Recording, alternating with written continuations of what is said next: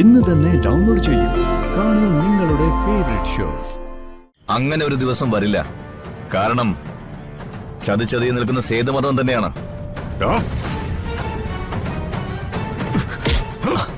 കള്ളം പറയുന്നോടാ റാസ്കൽ.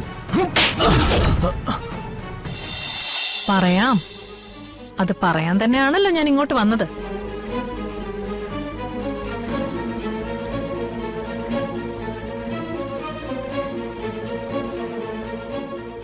ഈ രാത്രി ഞാൻ ഇങ്ങോട്ട് വന്നതേ നിങ്ങൾക്ക് എല്ലാവർക്കും ഒരു സമ്മാനം തരാനാ.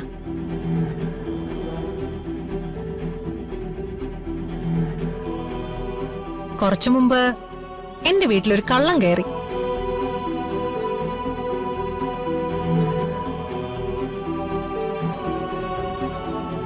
പക്ഷെ ചോദ്യം ചെയ്തപ്പോ ആ കള്ളം പറഞ്ഞു, നീ പറഞ്ഞിട്ടാ അവൻ എന്റെ വീട്ടിൽ കയറിയതെന്ന്.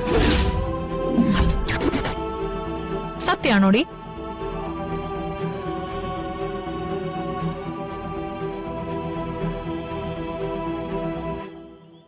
നീയാണോ ആ കള്ളൻ എന്റെ വീട്ടിലേക്ക് അയച്ചത്? ഞാൻ ആരെയും എങ്ങോട്ടും അയച്ചിട്ടൊന്നുമില്ല.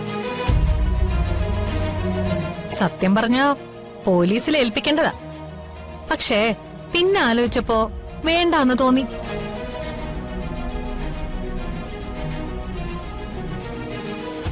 അമ്മാവാ, ആ കള്ളനെങ്ങ കൊണ്ടുവാ.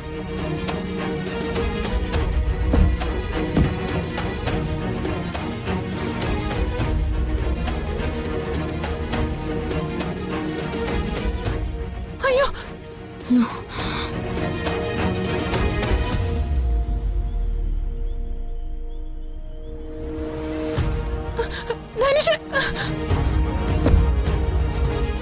എന്താ എന്താ ഇതൊക്കെ? അതെ, വല്ലവരുടെയും വാക്ക് കേട്ട് നിന്റെ ഭർത്താവ് എന്റെ വീട്ടിൽ മോഷ്ടിക്കാൻ കയറി.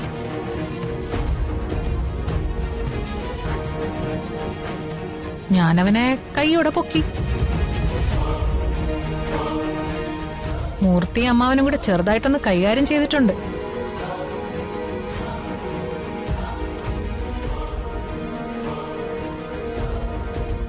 ധനുഷ്, ദേ ഇവൻ എന്തെങ്കിലും പറ്റിയാലുണ്ടല്ലോ നിന്നെ ഞങ്ങൾ വച്ചേക്കില്ല, പറഞ്ഞേക്കാം. സത്യത്തിൽ ഇവനെ പോലീസിൽ ഏൽപ്പിക്കാത്തത് എന്റെ ദയയായിട്ട് കരുതിയാ മതി. എന്തിനാച്ചാ ഇങ്ങനെയൊക്കെ ചെയ്യാൻ മരുമോനെ വിടുന്നത്? എന്തെങ്കിലും വേണമെങ്കിൽ എന്നോട് ചോദിച്ചാ പോരെ, ഞാൻ തരുമായിരുന്നല്ലോ. ദേ, ഇനിയെങ്കിലും ഇതുപോലെ ബുദ്ധിമോശം കാണിക്കരുത്.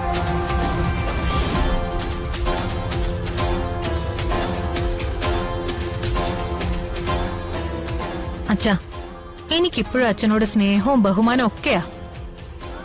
കാരണം എന്നെ ഇന്നത്തെ അവന്തികയാക്കിയത് അച്ഛനാ.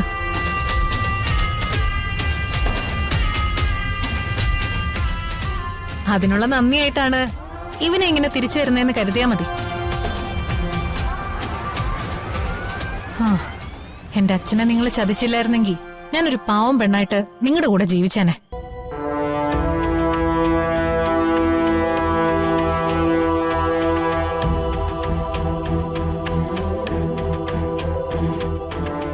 ആ ഡോക്യുമെന്റ്സ് എല്ലാം നീ തന്നെ മോഷ്ടിച്ചു കൊണ്ടുപോയതല്ലേ?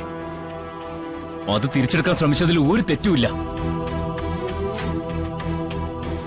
എന്നിട്ട് എന്തു പറ്റി? എടാ, നീ ഇവളും മനസ്സിൽ കാണുമ്പോഴേ ഞാനത് മാനത്ത് കാണും. നീ ഇത് മോഷ്ടിക്കാൻ വരുന്ന എനിക്ക് നല്ല ഉറപ്പുണ്ടായിരുന്നു. കാരണം എന്റെ ആളായിട്ടാണല്ലോ നീ നെല്ലിശ്ശേരിയിലേക്ക് വന്നത്. നീ എന്തൊക്കെ ചെയ്യുന്ന എനിക്ക് നല്ലതുപോലെ അറിയാം. പിടിച്ച കള്ളിനെ തിരിച്ചുകൊണ്ടൊന്നും വിട്ടില്ലേ? ഇനി നിനക്ക് ഇവിടുന്ന് പോവാം. ഹാ, ഷോ, നീ എന്താ മിണ്ടാത്തെന്ന് നോക്കിയിരിക്കായിരുന്നു ഞാൻ. ദേ, നീയും ഇവനും കൂടി ചേർന്ന് കാണിക്കുന്ന കൺകെട്ട് വിദ്യ ഉണ്ടെന്നും എന്നെ തോൽപ്പിക്കാൻ കഴിയില്ല. നന്ദേട്ടാ, നിങ്ങളാണ് എന്നെ കൊണ്ട് ഇതെല്ലാം ചെയ്യിച്ചത്.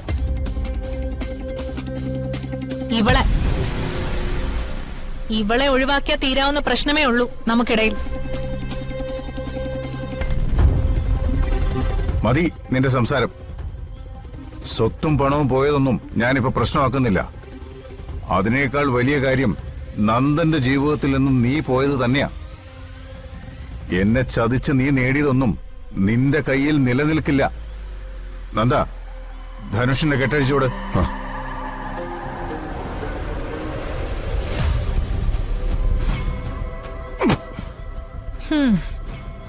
അപ്പോ ശരി, രാത്രിയിൽ യാത്ര പറയുന്നില്ല.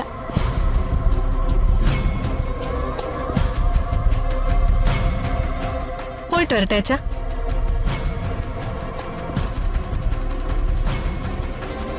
നിക്കടി.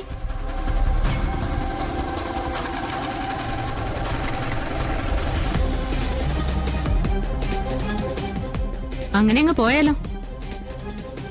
നീ പറഞ്ഞതൊക്കെ സത്യം. ആ ഡോക്യുമെന്റ്സ് മോഷ്ടിക്കാൻ തന്നെയാ ധനുഷ് അങ്ങോട്ട് വന്നത്.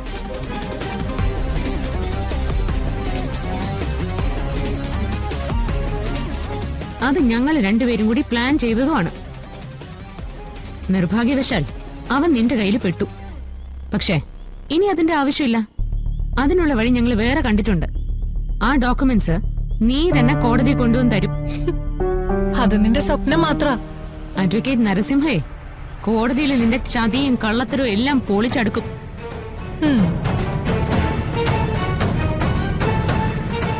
ഇപ്പൊ അഡ്വക്കേറ്റിന് അതൊരു വാശിയും കൂടിയാ. നീ അദ്ദേഹത്തെ പണം കൊടുത്ത് സ്വാധീനിക്കാൻ ചെന്ന കാര്യമൊക്കെ അദ്ദേഹം പറഞ്ഞു. അവിടുന്ന് നാണം കെട്ട് ഇറങ്ങി പോരേണ്ടി വന്നില്ലേ നിനക്ക്? ഒരു കാര്യം നീ ഓർത്തോ, ഈ നിൽക്കുന്ന അച്ഛൻ നിന്റെ അച്ഛനെ ചതിച്ചിട്ടില്ലെന്ന് നീ തിരിച്ചറിയുന്നൊരു ദിവസം വരും. ഒന്ന് പോടി.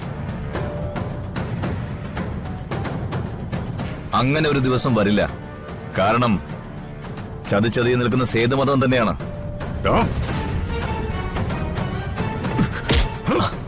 കള്ളം പറയുന്നോടാ റാസ്കൽ.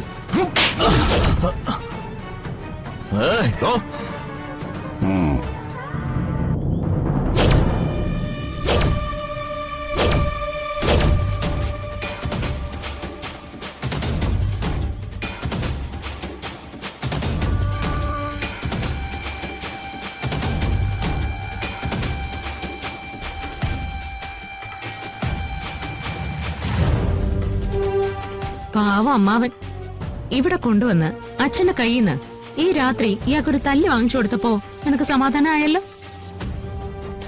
നീ ചെയ്യുന്നതെല്ലാം നിന്റെ അച്ഛന്റെ ആത്മാവിന് മോക്ഷം കിട്ടാൻ വേണ്ടിയാണെന്നല്ലേ നീ പറയുന്നത്? പക്ഷേ ഇതുവരെ ആ കർമ്മം നടത്താൻ നിനക്ക് സാധിച്ചോ? ഒരു പിടി ചാരമായിട്ട് മാറിയിട്ടെ വർഷങ്ങൾ ഒരുപാട് കഴിഞ്ഞില്ലേ? ആദ്യം നീ അത് ഒഴുക്കി അച്ഛന്റെ ആത്മാവിന് ശാന്തി കൊടുക്ക്.